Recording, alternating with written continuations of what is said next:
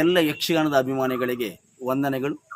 ಸ್ನೇಹಿತರೆ, ನಮ್ಮ ಮೆಕ್ಕೆಕಟ್ಟು ಮೇಳದವರಿಂದ ಈ ತಿರುಗಾಟದ ಕೊನೆಯ ಟಿಕೆಟ್ ಪ್ರದರ್ಶನವಾಗಿ ನಗರದ ಸಮೀಪದ ಮತ್ತಿ ಮನೆಯಲ್ಲಿ ಮೇ 3ರಂದು ಸಂಜೆ 7 ಗಂಟೆಯಿಂದ ಕಾಲಮಿತಿ ಪ್ರದರ್ಶನವಾಗಿ 2 ಪೌರಾಣಿಕ ಪ್ರಸಂಗಗಳು ಪ್ರದರ್ಶನಗೊಳ್ಳಲಿಕ್ಕಿದೆ.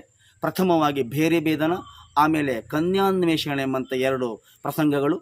ಈ ಪ್ರದರ್ಶನದಲ್ಲಿ ಅತಿಥಿ ಕಲಾವಿದರಾಗಿ ನಮ್ಮೊಂದಿಗೆ ಶ್ರೀ ಹಿಲ್ಲೂರು ರಾಮಕೃಷ್ಣ ಹೆಗಡೆಯವರು, ಜೊತೆಯಲ್ಲಿ ಶ್ರೀ ಸುಬ್ರಹ್ಮಣ್ಯ ಚಿಟ್ಟಾಣಿಯವರು ಸೇರಿಕೊಳ್ಳಲಿಕ್ಕಿದ್ದಾರೆ.